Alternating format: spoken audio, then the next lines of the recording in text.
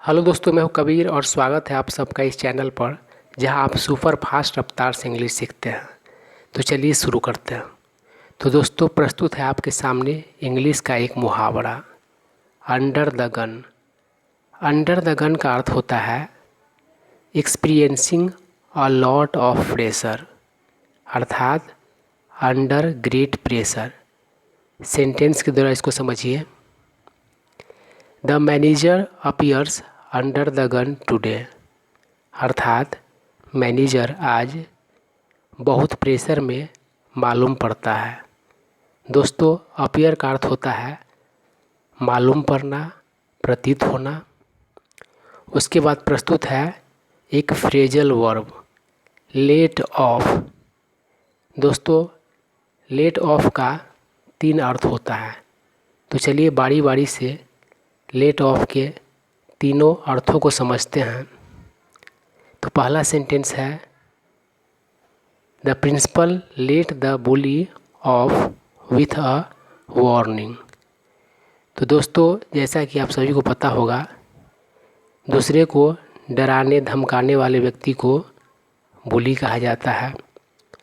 तो दोस्तों, late of का एक अर्थ होता है बिना सज़ा दिए या फिर हल्का फल्का सज़ा देकर छोड़ देना, जाने देना।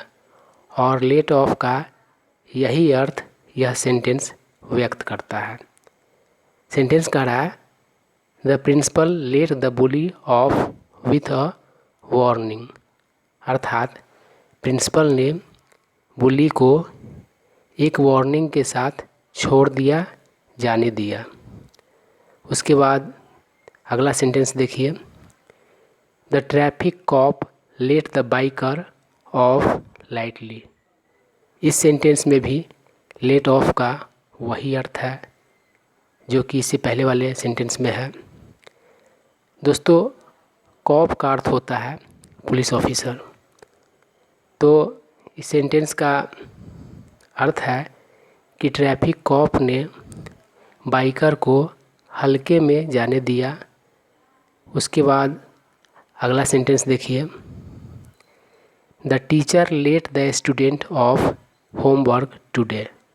तो दोस्तों, लेट ऑफ का अर्थ इस सेंटेंस में है किसी काम को ना करने के लिए अलाउ करना।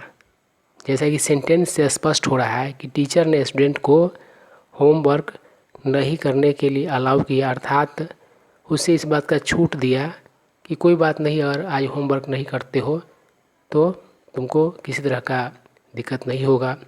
टीचर की तरफ से उसे होमवर्क नहीं करने के लिए अलाउ किया गया। उसके बाद अगला सेंटेंस देखिए, we let off fireworks on the day of Diwali. दोस्तों, इस सेंटेंस में लेट ऑफ का अर्थ है विस्फोट करना, फायर करना इत्यादि। तो सेंटेंस कह रहा है कि हम लोग दिवाली के दिन पटाखे छोड़ते हैं। उसके बाद दोस्तों, हम लोगों ने लेट ऑफ के 3 अर्थों को सेंटेंसेस के द्वारा समझा। अब हम लोग इंग्लिश के कुछ टफ सेंटेंसेस को समझेंगे। तो प्रस्तुत है ये sentence, the attempt of infiltration had been thwarted by the army. तो दोस्तों, इन्फिल्ट्रेशन का अर्थ होता है घुसपैठ और थ्वार्ट का अर्थ होता है विफल कर देना।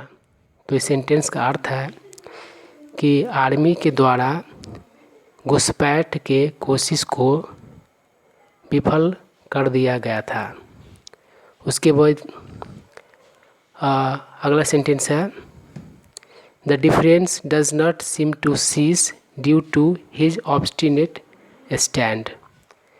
दोस्तों, डिफरेंस का अर्थ होता है मतभेद, सीज का अर्थ होता है ख़त्म होना, अंत होना, ऑब्स्टिनेट का अर्थ होता है अड़ियल, जिद्दी, और स्टैंड का अर्थ तो आप लोग जानते ही हैं, कोई भी व्यक्ति अपना स्टैंड लेता है। और इस सेंटेंस का अर्थ हुआ कि उसके अड़ियल स्टैंड के कारण मतभेद ख़त्म होता हुआ प्रतीत नहीं होता है। तो इस सेंटेंस में आपको कुछ नए वर्ड सीखने को मिले, जैसे कि डिफरेंस मतलब मतभेद, सीस मतलब ख़त्म होना, अंत होना। युद्ध विराम के लिए सीज फायर शब्द का प्रयोग किया जाता है। फिर ऑब्स्टिनेट आपने सीखा। अब अगले सेंटेंस को देखते हैं। The kid is blessed with a razor sharp mind. Razor sharp का अर्थ होता है बहुत तेज़। चाकू वगैरह इत्यादि के लिए अगर आप प्रयोग करेंगे तो वहाँ पर धार वाला बात हो जाएगा। और माइंड के लिए रेजर शार्प का बात हो रहा है तो इंटेलिजेंट का बात यहाँ पर हो रहा है बच्चा के लिए, अर्थात उसके इंटेलिजेंस का डिस्कशन यहाँ पर हो रहा है। और दोस्तों ब्लेस्ड विथ का अर्थ होता है कि उस चीज़ का उस व्यक्ति में होना। तो कह रहा है the kid is blessed with a razor sharp mind, अर्थात बच्चा के पास रेजर शार्प माइंड है। दोस्तों ब्लेस्ड विथ का दूसरे तरीके से प्रयोग होता है, जैसे कि किसी के पास 4 बेटे हैं तो कहा जाता है कि he is blessed with 4 sons. तो इस तरीके से आप यहाँ पर ब्लेस्ड विथ और रेजर शार्प का अर्थ समझें। उसके बाद नेक्स्ट सेंटेंस देखिए। The student has a phenomenal memory. दोस्तों यहाँ पर फेनोमिनल का अर्थ है एक्स्ट्रा ऑर्डिनरी। तो सेंटेंस का अर्थ है कि स्टूडेंट के पास एक एक्स्ट्रा ऑर्डिनरी मेमोरी है, याददाश्त है। उसके बाद नेक्स्ट सेंटेंस देखिए। He is a shrewd businessman. Shrewd का अर्थ है होशियार, अर्थात जो सिचुएशन को अच्छे तरीके से जज करता हो और चीज़ों को अच्छे तरीके से समझता हो। तो कह रहा है कि वह एक श्रूड बिजनेसमैन है। उसके बाद अगला सेंटेंस है the man has an enviable white collar job.